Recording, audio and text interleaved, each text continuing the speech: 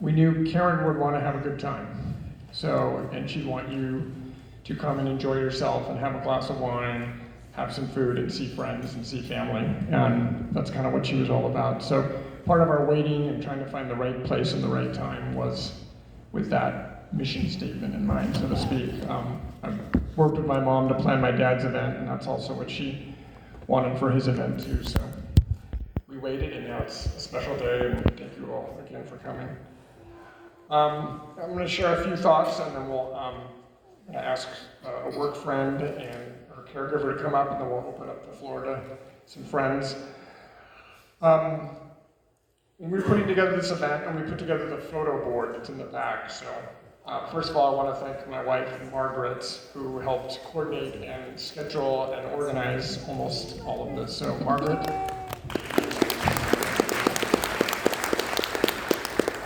While I'm at it, I'm going to point out the grandsons. So, Lucas is my son, so you're going to have to get a little attention here.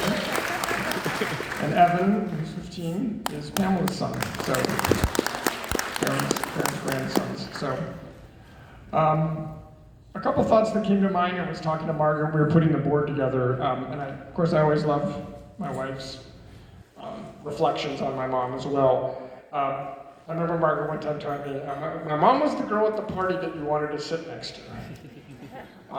She's the one who was supportive, had something funny to say, witty, supportive, and if you got to hang out with her at the party, you felt like you were kind of like in the cool group. You were with like the women and friends you really wanted to be with at the party.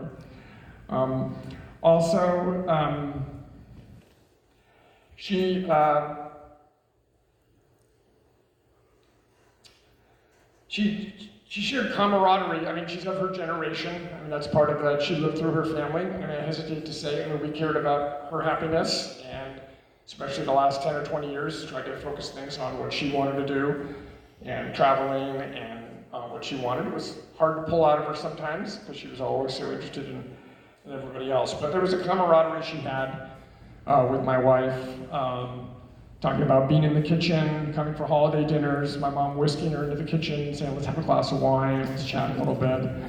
Let's let everybody else do their thing out here, but us girls, we're gonna hang out here and talk and be together. So I think a lot of you experienced that, so I just kind of bring that up. My mom would probably shove you aside and you have your own camaraderie and that supportiveness that she expressed.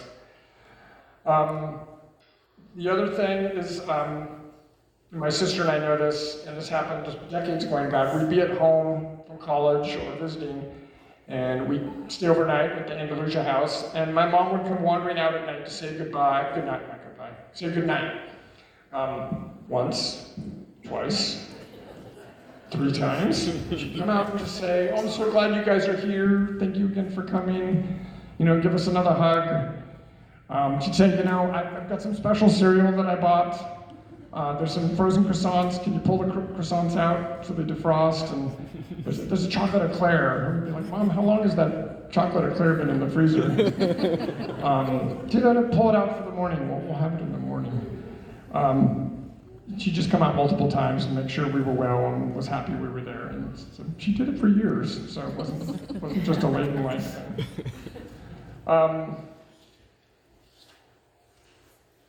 Going through the photo board again, just to highlight a couple things. She, again, was from Riverside, had some great Riverside friends that she always made a point of going back and visiting. Public service, she worked in Don Edwards' office. We're going to ask about that. I tried to include some photos on that. The Maltz, the Ladies Tennis Society. So what that made me think of is, after years of her playing tennis and then socializing over there, probably more socializing than tennis, at the Hammers, I'd say, Susan's kind of busy. Susan's on the city council, and then she was mayor. Does Susan play with you guys? My mom's like, no, Susan doesn't play with us. And I'm like, well, did she hang out with you afterwards? Well, then she's not really around that much anymore. I'm like, so you go to the Hammers, play on the tennis court, sit around and drink wine, and the Hammers aren't there. So, and they were welcome there. And that just so emblematic of her friends.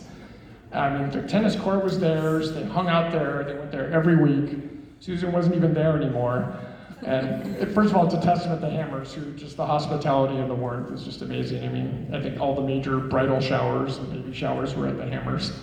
But I just love that story, right? That they hung out there, and Susan didn't need to be there. They still had a good time there.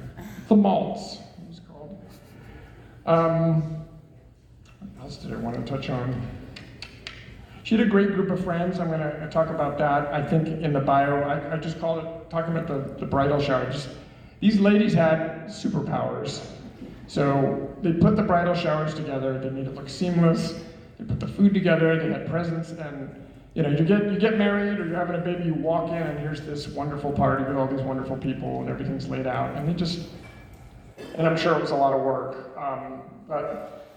And they're all of the generation where they supported their husbands, and their husbands had great careers, but they were the people making it happen. So they were the foundation.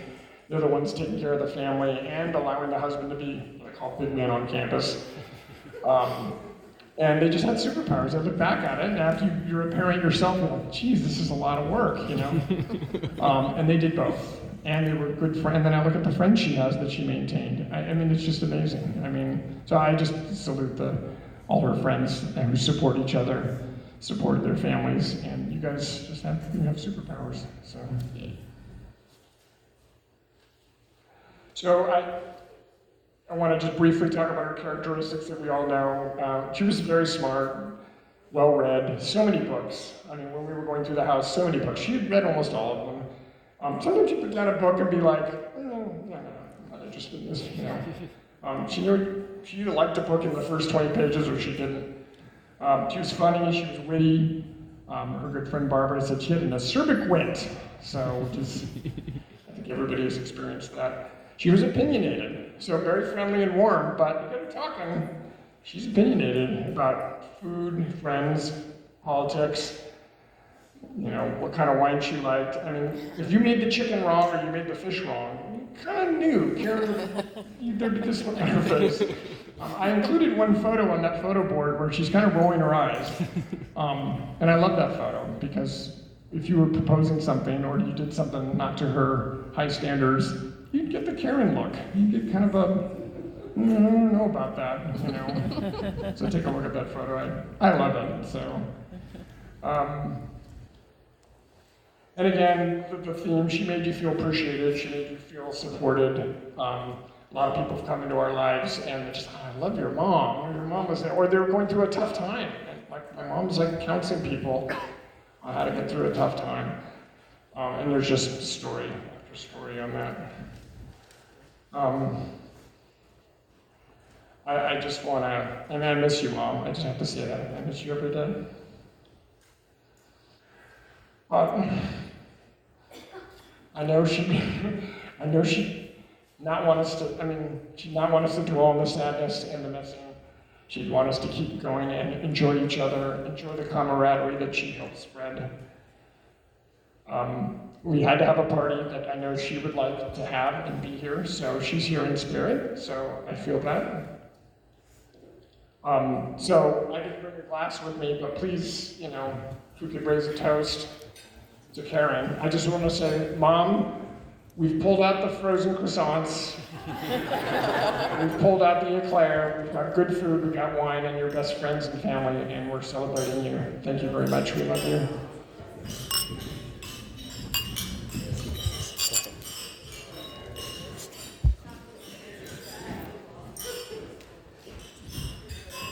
I'd like to ask Terry Poche to come up. And then after that, we'll have Lisa speak.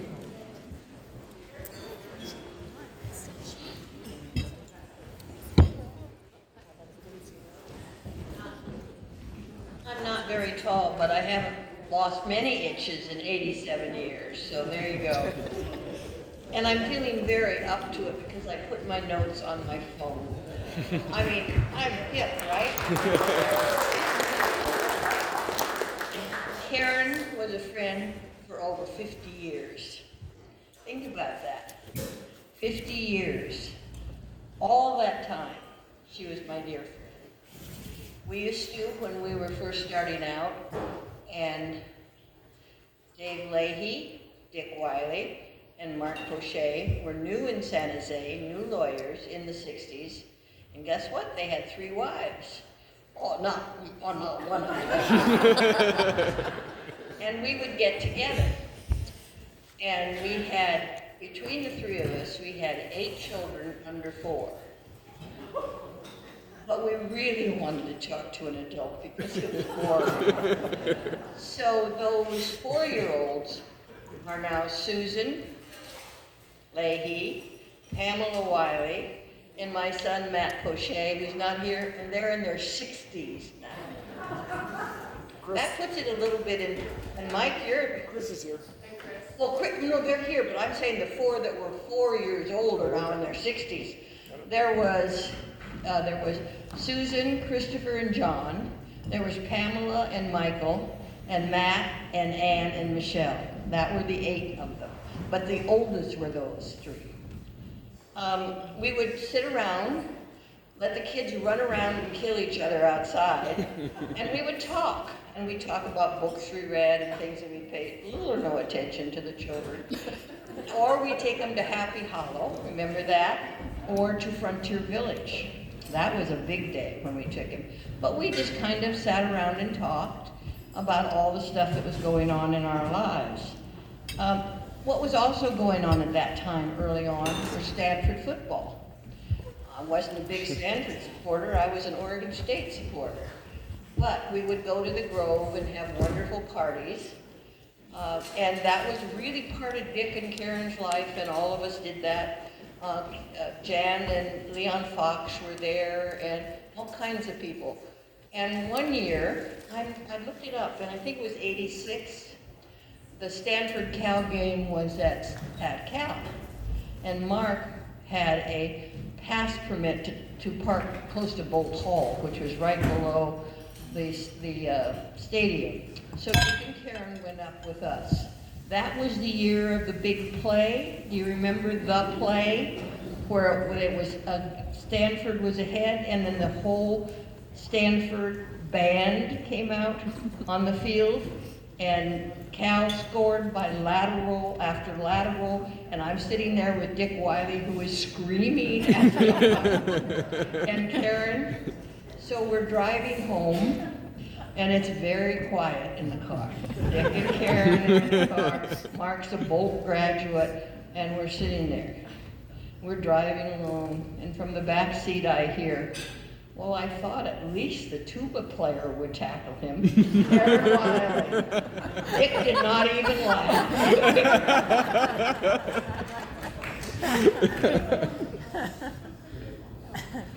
And I was part of the mulch. I was part of the Monday Afternoon Ladies Tennis Society. That was Barbara Rose, Rochelle Lester, Karen Wylie, and me. And I have to admit, Michael, I think Karen wasn't there some of the time. Karen was there all the time, I'm sorry. Susan was not there some of the time.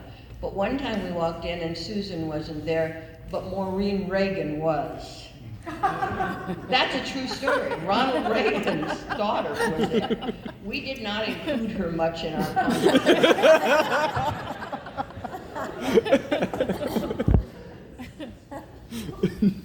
The first political thing that happened was when Karen and I were not involved in politics, but it was John Vasconcellos who ran in 1966. And that campaign included Dick Wylie, Dave Leahy, Fred Schlichting, Norman Mineta. Go down the line. All those guys were involved. And John got elected.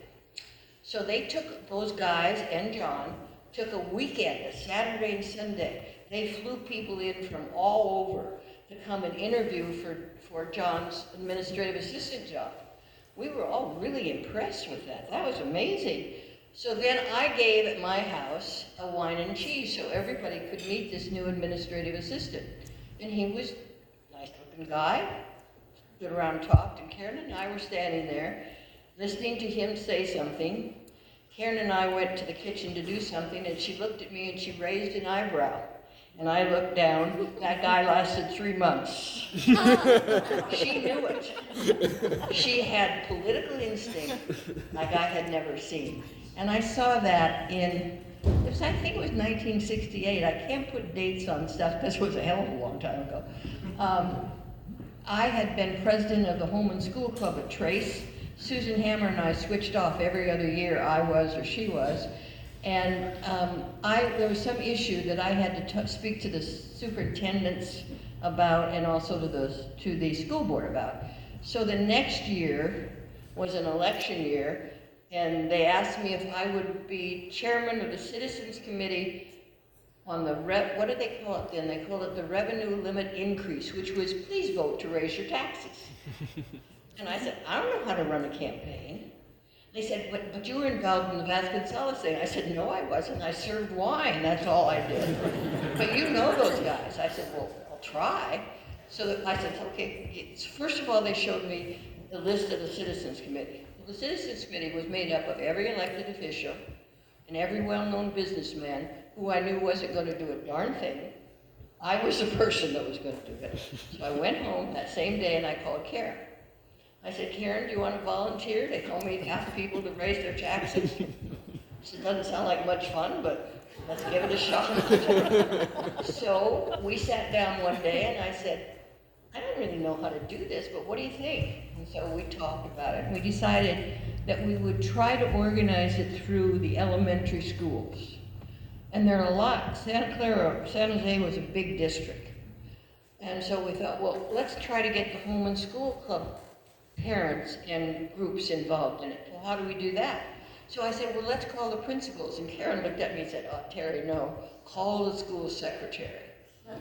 There's another. She had that. I didn't. She had that. So that's what we did. We got speakers out there. We had to talk to the lawyers about what we could say and not say at an informational meeting. We did that. We did every single elementary school in Santa Clara County. It passed. That was the first time we ever did that. In 1975, Congressman Edwards asked me if I would come. He needed reorganization of his district offices. There were only 2 people in a district office, and the new census had put a lot of Alameda County in the new 10th congressional district. So I said I'd do it. I didn't know again what I was doing. And so Karen asked if she could volunteer. So I said, sure, come on in. We're setting it up. And she was an excellent proofreader. And she was also a, grammar tiger. She knew everything that was wrong. And it was before spell check. Remember? There was no spell check then.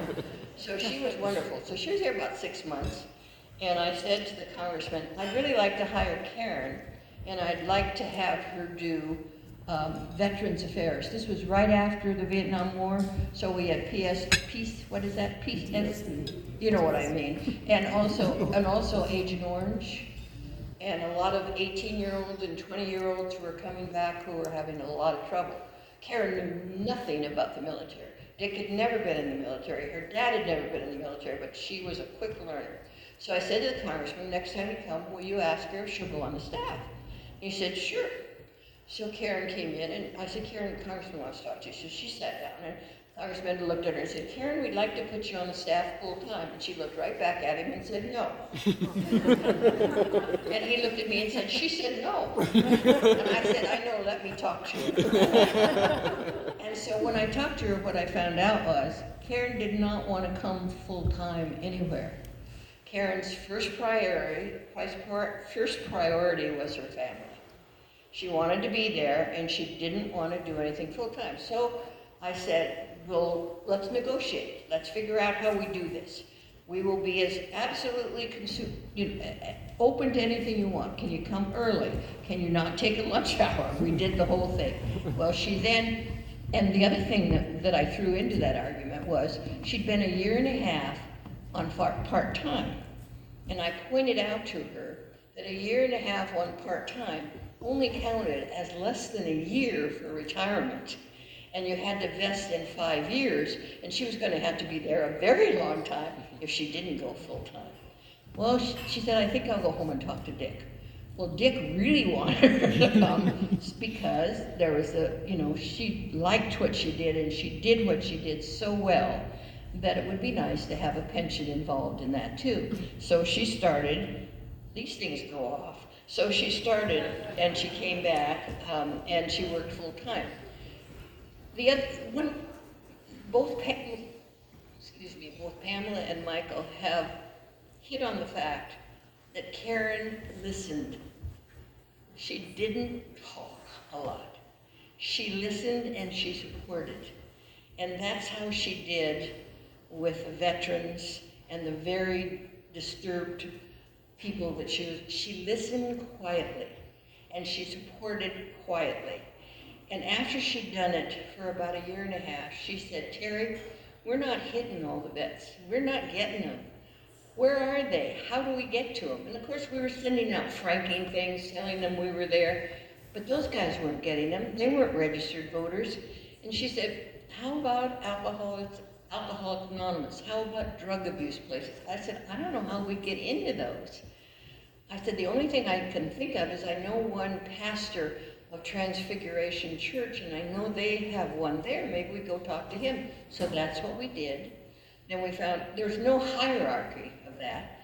We talked to the leaders, and we found out, and they would allow us not to come, but they would allow us to put printed literature there that said we were there to help. And she was swamped to start with, and after that, she was really swamped. But that's the way she was. She said, we can help more than we're helping, so let's figure out how to do that. And she's the one that figured out how to do that. We went ahead and did that.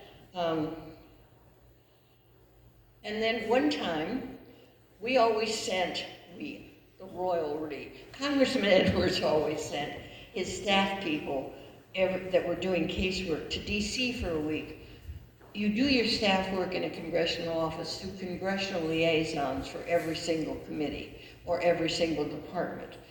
But you talk to those guys on the phone or those women on the phone and you never get to. So we sent our staff back and they would meet their congressional liaisons so they knew them up personal. So I went with Karen, not to meet, but I went with her because Karen's other thing was she did the academy appointments, West Point, all those. She didn't do them. She worked with the academies and the congressmen to get the people appointed. But she didn't, so I went with her to the Naval Academy. It was fascinating to watch her. She never had what I called, through the many years that I was with the congressman, staph infection. She was not, here I am, I'm important. She was just there to listen. She was just there to listen. And she listened, and those contacts that she had there were there all the time. They were there every single time. But it wasn't always just wonderful stuff that happened. Karen would sometimes go with me if I had to go out at night, particularly in maybe a difficult area to a meeting, and it was in Alviso. And in the early 80s, Alviso was kind of a rough place. And we were in Alviso Elementary School, and the issue was the Corps of Engineers, and it was flooding, as you all remember. It was a big issue. And I think every single guy in that, there were, like 150 people there, and Karen and I were sitting by the microphone so she could take down names so we could follow up with constituents to see what we could do. Good staff work. Anyway, we're sitting there, and every 10th guy had a big dog.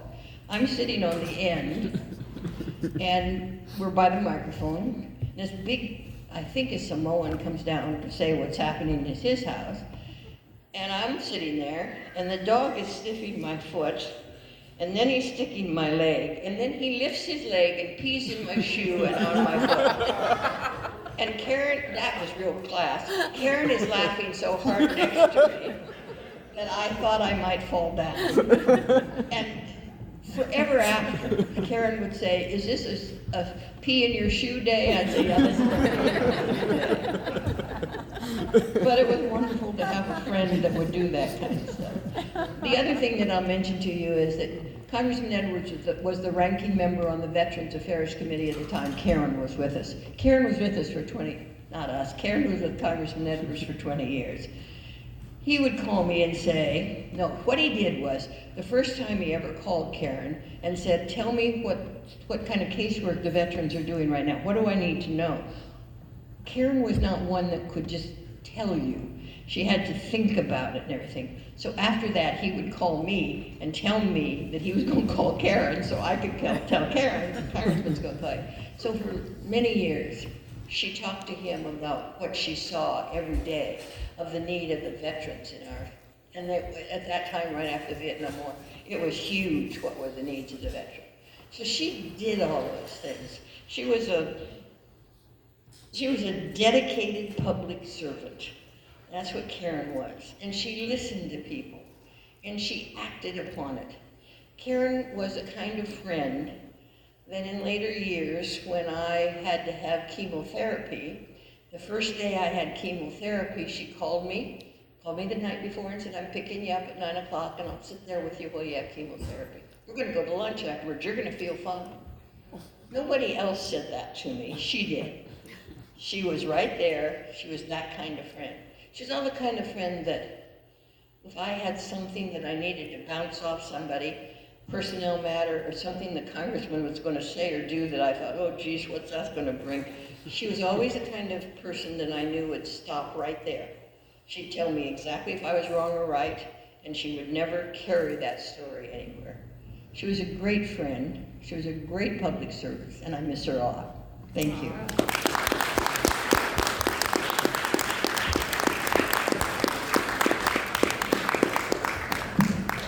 Thank you, Terry. Karen Wylie, the political operative. Wow. Oh, no.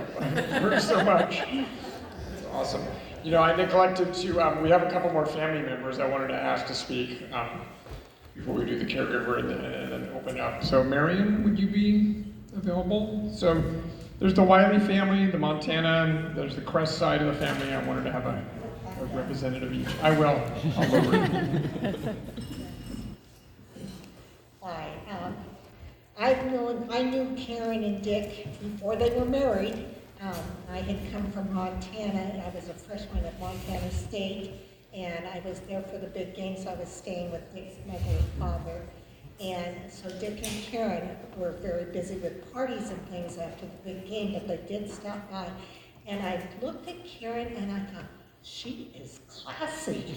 Wow, and she really was. She just could handle things so beautifully. I was very, very impressed. And that's one of many things that I thought of Karen. She and Dick would invite my husband and I to lots of political things and lots of Stanford things. And we were always included, and they were always we were part of them, and I really appreciated that. And she was very inclusive with a lot of things.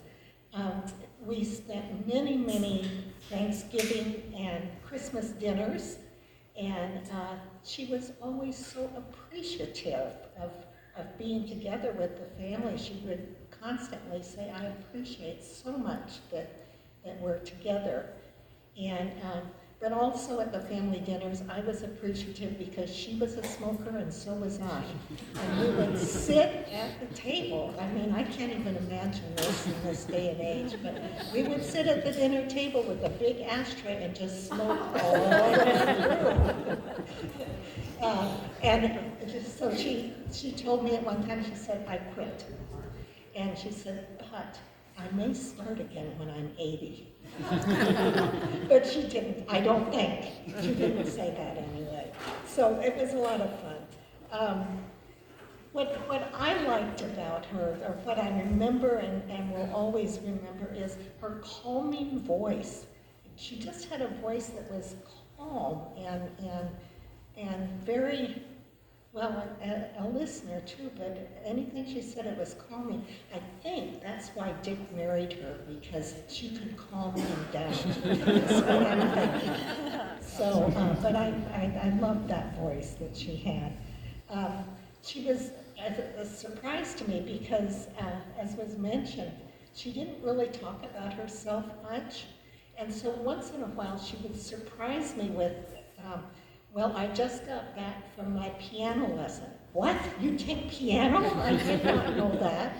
Another time, she was in Montana and she said, oh, I had the best swim this morning. And you like to swim? I didn't know that. But she didn't ever talk about herself. It just kind of came out once in a while of what she was doing. So she was a surprise many times to me. She was a city lady. She loved San Francisco, and but she did fine work where she was needed in San Jose, but she never really talked about that either. It was just one thing that she did. She just looking at all of you, and we all have different stories about her, and know her in a little different way.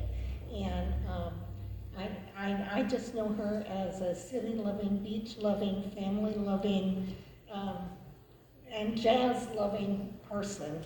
And I will miss her calming voice is what I will miss. Thank you.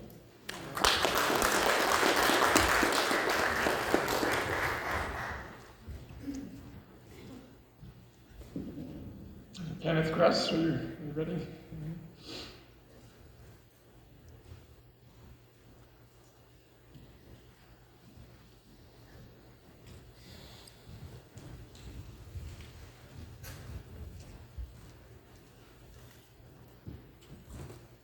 Hi everyone, my name is,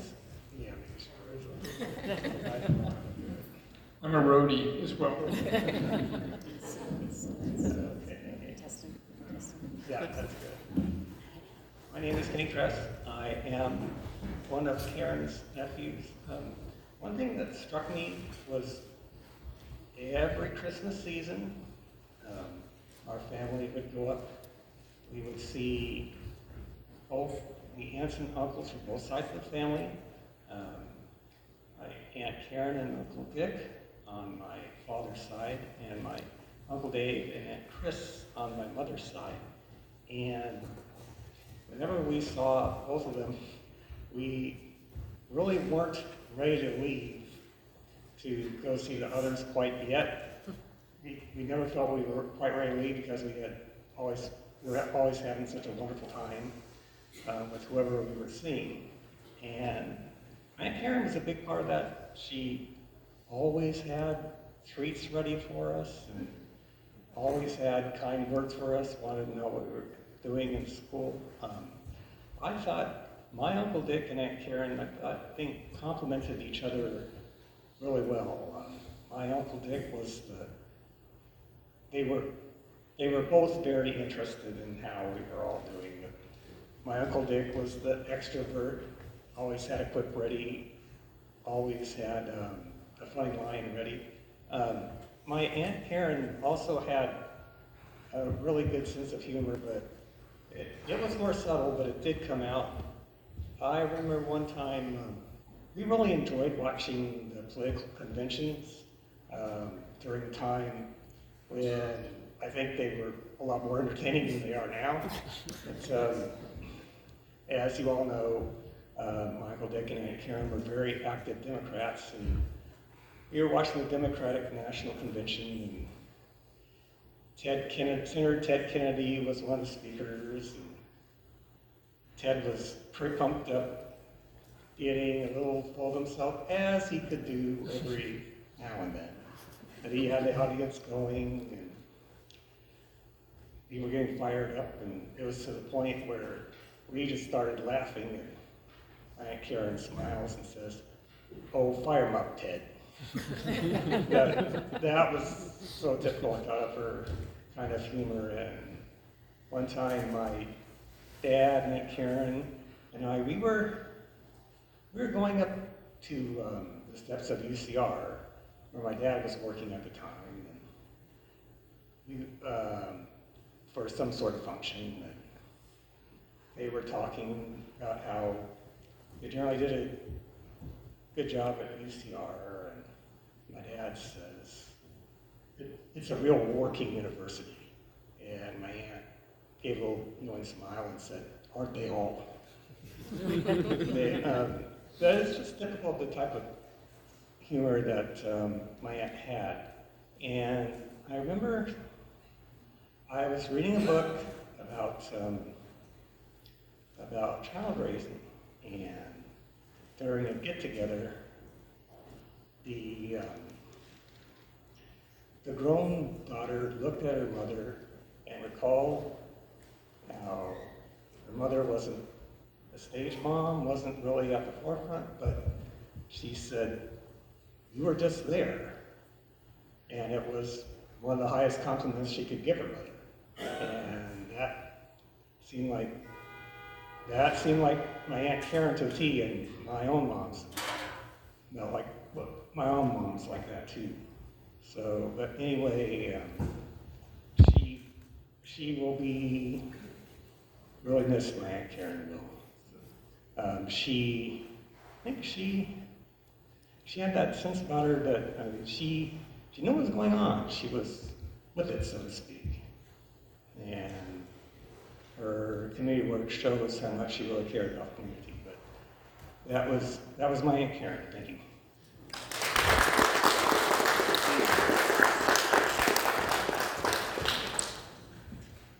Thank you, Kenny.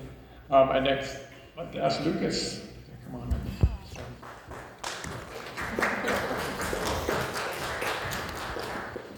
Hello.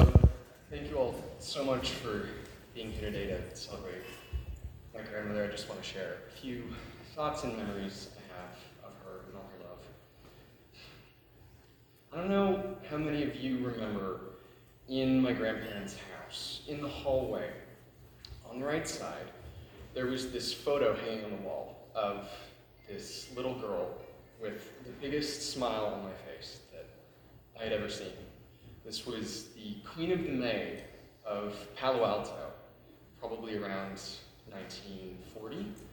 And this was the 1 year that she lived this is Karen, by the way, just to be clear. This is the 1 year that she lived in Palo Alto, growing up. And of course, my grandfather would tell the story that when he would have been, 7? He saw her on that parade, and he knew he would marry her, which is just about the most Richard Wylie thing that could happen. But that smile of hers really always, it stuck with me, because, everybody's been saying how she was reserved, she was so loving and caring, but she was a subtle person. And that smile, I felt like, showed me a side of her that I hadn't known, but I realized that I did know it through other old photos. I remember this very distinct photo of this little boy with curly blonde hair, just in the middle of a huge laugh. And this was my dad. He couldn't have been more than 6. And it was that exact same smile. And he was laughing because of her, in one way or another. I don't remember the rest of the context of that photo, but that also stood out to me.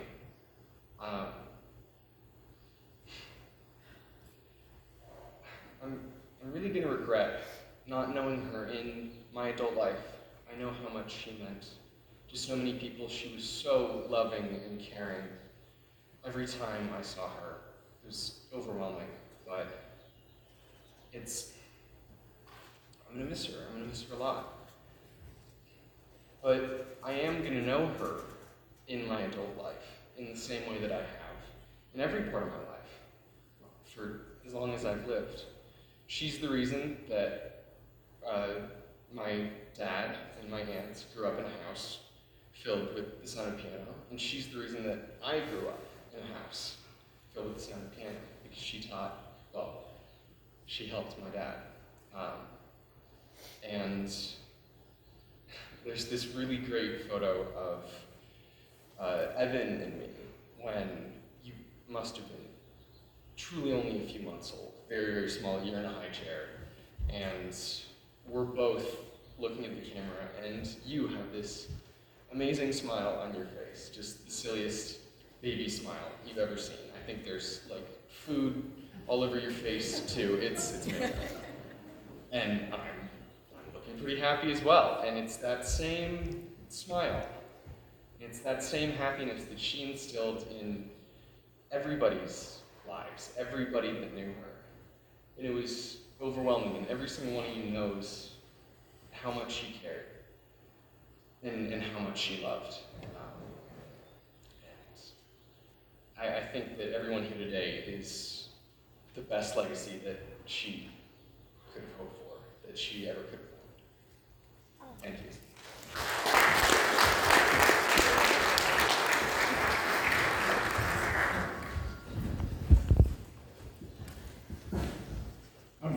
We were fortunate in the last few years of my mom's life to have some wonderful support and some wonderful caregivers. So, Lisa, and you can decline. Okay. Well, you know, I don't usually carry a hanky with me, but today. I know we're gonna trade off.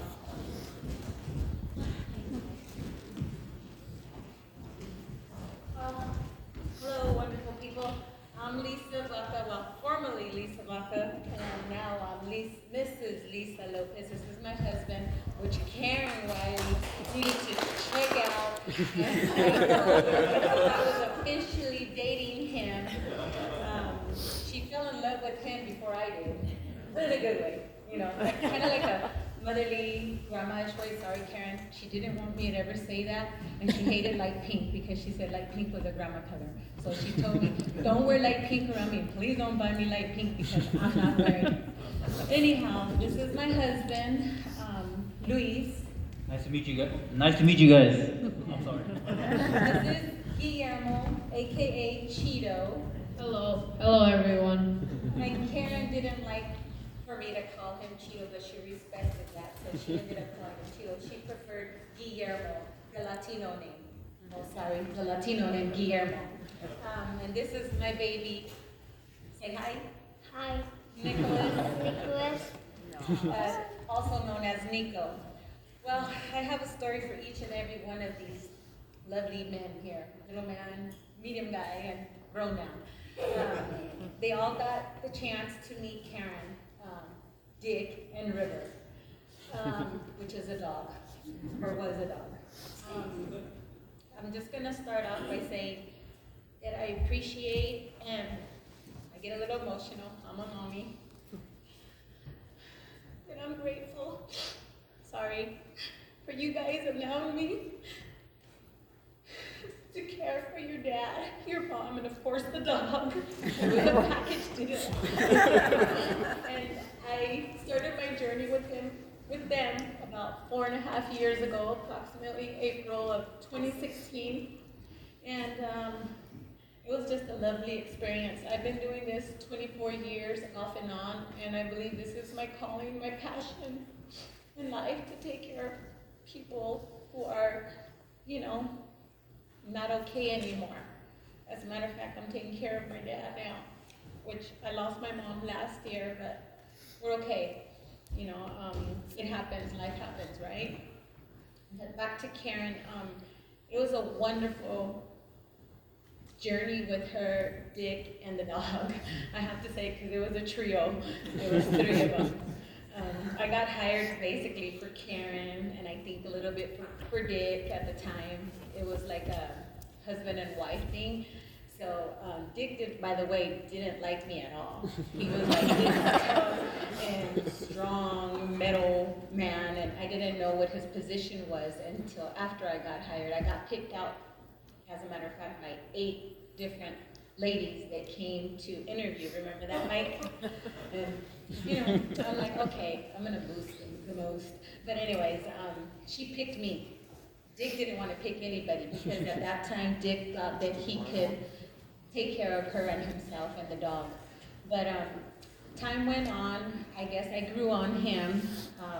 In the beginning, he was like, when is she going, shooing me out, you know, like, bye, Elisa, you gotta go home already, you know, you got another house. I'm like, yeah, but this is my second house, it's my job house. He's like, I don't know what that means, but you can go now, take care of my wife. I'm like, okay, Dick, okay. But after a couple months, you know, I guess I grew on him, and, you know, he accepted me to help his wife because he seen that I was there for a reason. He didn't want me there, but towards a couple months later, he accepted the fact that, you know, they all needed help, the dog, Dick, and Karen. But he was a wonderful man. I got a chance to help out and get to know him, and he got to know me. And I think I could say this, honestly, I think he loved me, you know, not just so much as a caregiver, but also as a friend and somebody he grew to trust. And man, it took forever, it felt like to me, for him to trust me, you know, but I loved him too. I loved him too, and rest in peace, Dick. I still love you. Yeah, I got, you know, some fond memories of him. I got to get a chance to kind of like be educated on some history back in the 60s, I think it was, if I'm not mistaken. I'm from the 70s, sorry.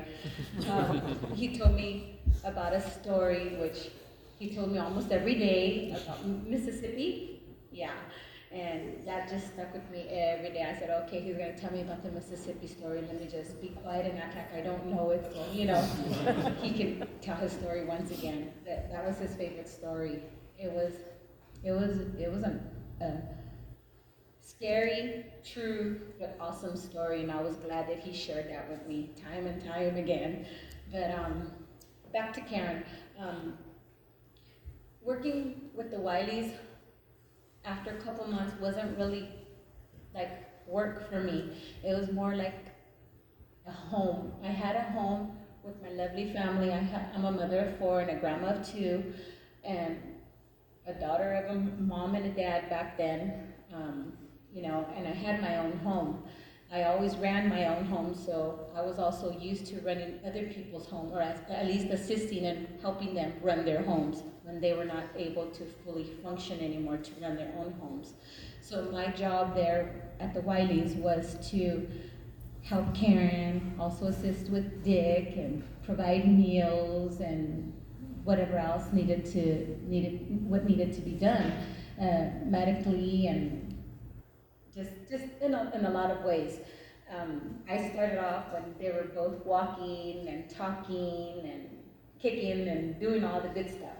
I was there more for like support and minor things, but 4.5 years later, it changed, you know. Within that time, I can say that Karen and I grew really close. I had some rough times with my mom, and she helped me, you know. She was very giving, like one of the lovely ladies said before me, I believe Miss Terry. She was very giving, loving, understanding, supportive, and she gave me some advice. And thanks to her, I married this wonderful guy. You know, she took under the hood, like she said, I gotta meet him. You gotta bring him over here. I don't know if you're used to this and if you ever went through this beforehand, but I need him to come over here, set an appointment of time, and then we'll have him over for dinner. I gotta make sure he's the right one, because the one you had just recently wasn't the business. I said, okay. You know, because she allowed me to bring him over, she asked to meet him, you know, we're here now today. And I just want to say she was just a lovely, awesome, very giving, warm-hearted person. She wasn't a baby person, because when I brought him home, he fell in love with Dick and Dick fell in love with him. But when Karen got to see him 30 days after he was born, she's like, bring the little guy over here, let me see him. He looked at her, she looked at him, and he just went off the deep end. And Karen says, oh, no, I'm not a baby person. Go give him back to Dick. What a cute little guy you are. Kissing him all over. I was like, okay. But yeah, Karen was like the most awesomest, most beautiful, loving person that I have ever met in the 24 years that I've been doing caregiving, and I dealt with hospice, walking, talking people all the way to the end of life. And she's been like the best. The Wylie's family was the best. I'm gonna say something else. It's kind of sad, but it's also a beautiful story. When Karen had fallen and broke her hip, She was in a SNF, which is a skilled nursing facility, for about approximately 3 months. Right after that happened, my father, who suffers from dementia, had an accidental fire in my home. He accidentally burned the kitchen down. So that day when that happened, I immediately called Mike, and you could just imagine, I was devastated. And I told him, I don't know what we're gonna do. We're gonna be homeless. We're probably gonna have to connect with the Red Cross, yada yada. I don't know where to go right now. We're probably gonna have to scrape up some dollars, pennies, whatever we have, and stay in a hotel. He's like, no, no, no. You're not gonna be displaced. You're not gonna be homeless. You're gonna come here. Mom is in the SNF. We have this 4-bedroom house, and we could use somebody in the house to at least turn on the lights and stuff. Remember, Mike, it needs to be occupied. So you got a home here, Lisa. I'm gonna let you go, and I'm gonna call Mom, let her know, and Karen would offer the same thing. And I was like, wow, I was like stunned, on top of already being stunned and shocked and everything else, because just like within a matter of minutes before I made the phone call to Mike, I found out that my dad had the accident with my children and my mom in the home, who was also handicapped. He burned out the kitchen. He was trying to cook some tostadas for us when we left to a wedding venue, my husband now, and we came back to a burned down kitchen. And because of this lovely family, they opened up their home in the Willow Glen area to us, and we occupied the house for about 2.5, 3 months. And at the same time, I was still working with Karen, going to visit her and see her, bring her little snacks, her favorite stuff, her little goodies and whatnot, whatever the facility allowed us to bring at the time. And I never stopped, working, but for me, it wasn't even work. It wasn't work. It was like, I have to go and see her, because if I didn't go see her, I just felt like I couldn't breathe. She was a fresh, like a fresh air, leaving my home, going to her home, knowing I had a room there. This baby was brought 30 days after he was born, and this one stayed with me, and she was just awesome. I was always told by Karen and Dick that I was Superwoman. No, I wasn't. She was my hero. She was definitely my hero. I'm sorry, I'm just emotional. My mom, I love Karen. And these guys could dance. They went to my wedding last year, and yeah, they could do the most. I was like, man, you guys are not Mexican. How do you know how to dance like that? She got slaves, and so does he. They were awesome. They went to my wedding, by the way. And Karen was supposed to be there in the front row, and in my mind, in my heart, I know she was. Yeah. But Karen was an awesome lady, so was Dick, and so was River. But I would have never had it any other way. I did get other job offers, and they offered me more compensation financially. And I was like, no, I'm happy where I'm at. Are you sure? Oh, I'm positive. Don't ask me twice. Yeah, they were like my second family away from home. And it was just an awesome 4.5 years. Even though Dick didn't like me in the beginning, it's okay. I know he loved me towards the end. But they're just an awesome family, and Karen's always going to be missed. And we talk about her like she's still here, because she's here. And I learned so much from her. And I just want to say one more time, thank you to the friends that I did get to meet, and to the ones I barely met today. I appreciate being invited, and I'm so glad and thankful to God that we were able to make it today, because my dad's at home with the caregiver. Yeah. I was gonna bring him if she didn't come, but I was like, no, stay home, please. But anyways, that's my story. I'm not good at this. I've never really had to come up and speak, so this is like my second time. But I'm thankful that I'm here, because Karen would have loved to hear the stuff that I had to say about her. She was just awesome, and like I said, she's my hero. Always has been and always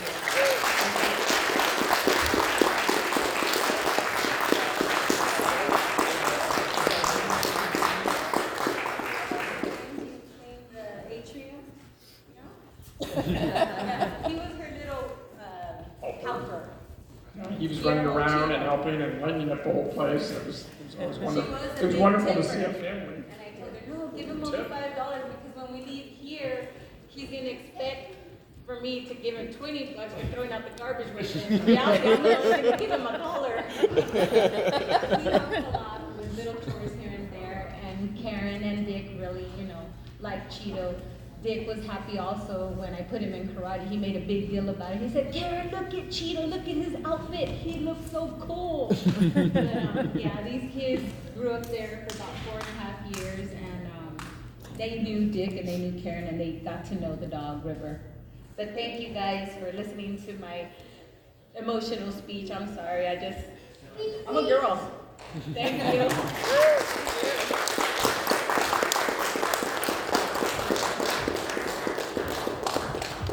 I'll ask Kathy to come up, and then we could, we still got food back there? Do we still have food? All right. Yeah, feel free to get up and move around, get a drink, or get some food if you need to. But Kathy sure was the first friend. No? You're repeating so much. Oh. We had such a great collection of friends that came by the house regularly, and you know who you are. And as Lisa referred, she got to know them, and they were so incredible to supporting my parents, my mom and dad. I know we've talked a lot, so would anyone else like to speak and say a few minutes, remarks? A vignette? I'll just say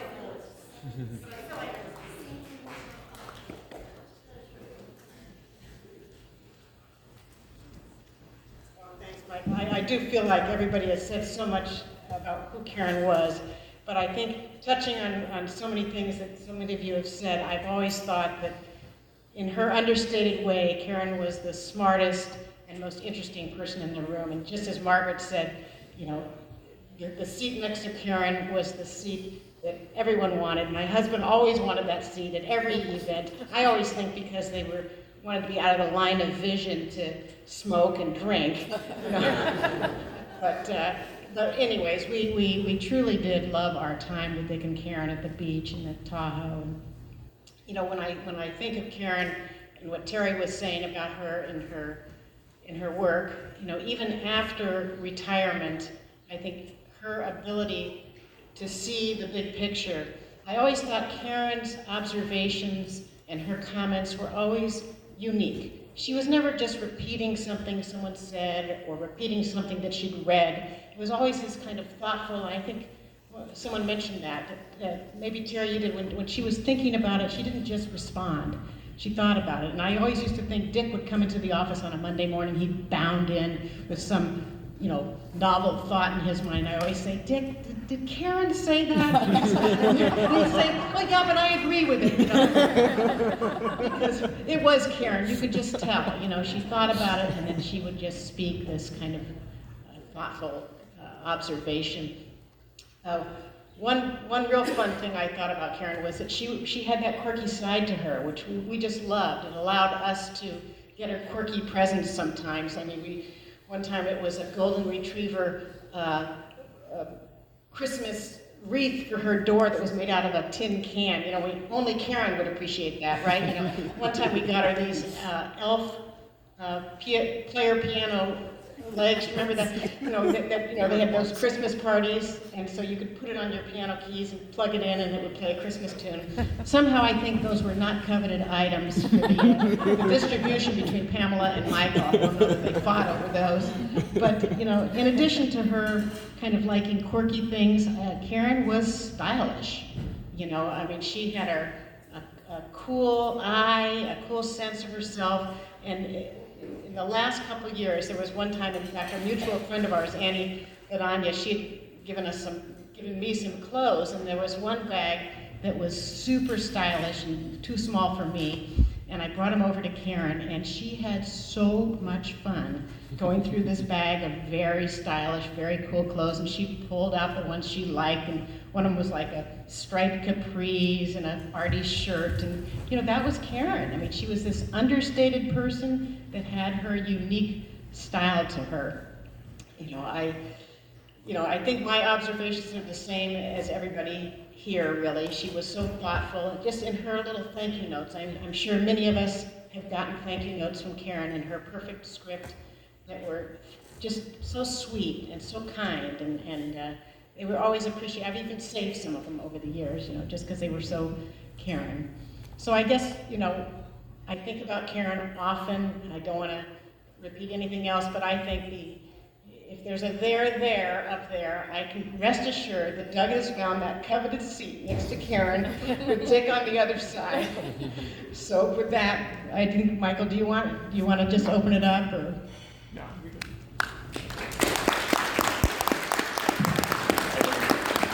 Is there anyone else? I see a rush of hands. We can wrap it up and get to our, Pamela and I will be here for a while.